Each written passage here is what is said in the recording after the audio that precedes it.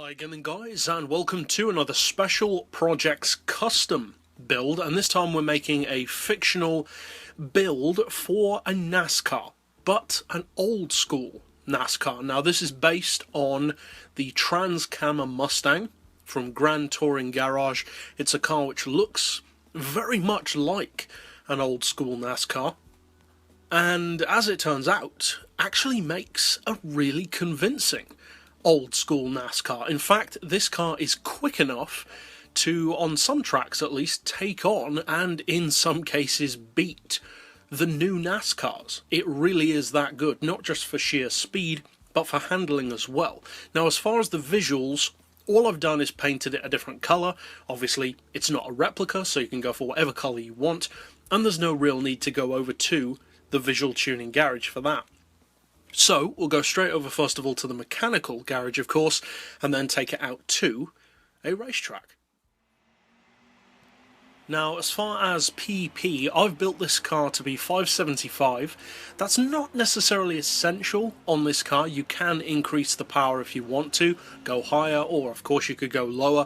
I just chose that one because it just seems a good level to have the car at. Now, we're running no way near the power of an actual modern NASCAR, but it's just as quick as those cars for top-end performance. Now, I'm running it on racing softs, but obviously that'll depend on the situation, your personal preference, etc. I've changed the brake bias to 6 on the front, 4 on the rear for more braking control at high speeds, especially on oval tracks.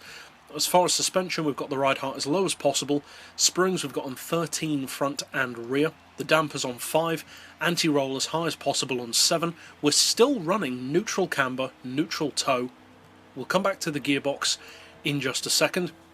As far as the diff, and obviously with NASCAR, as with anything, we all have our own preferences, so adjust this as necessary. But I've got the highest initial torque, highest acceleration, and lowest braking sensitivity, and that is primarily for ovals.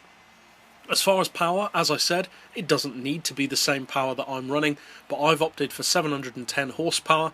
We do have an oil change, we've got the race exhaust, stage 3 engine tune, and then we've slightly reduced the power limiter. As far as the weight, we've got the full weight loss package, and then I've just added a 41 kilo ballast to bring us down to 575, and I've put that all the way to the back to bring us up to a 50-50 weight split. And finally, for the gearbox, similar to a NASCAR where you've got less gears and they're much longer, I've designed this to be a 3-speed gearbox with 4th gear only being used for draft. Now this will do around 220 miles per hour in 3rd gear, and as I said, 4th gear you can just drop it into when you need to, say, draft someone, overtake them, etc. But it's not designed to run in 4th gear, you just don't need to. It runs in 3rd gear, very close to the red line, but not quite on it.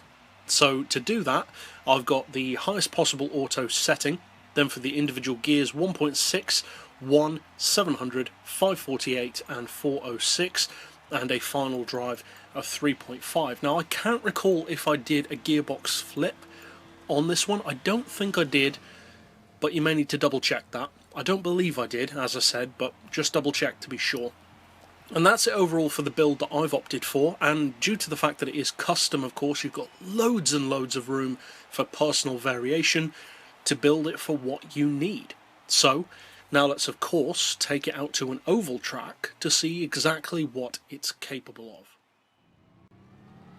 Now this car is of course not a race car technically, and so some lobbies may not allow you to use it, but for those who do, it's seriously competitive. You can run around 40 or 41 second laps, and although I personally prefer to use a controller, or a pad as some call it, I believe this tune should work pretty well also for those who prefer to use a steering wheel, because with the steering you want to keep it nice and smooth.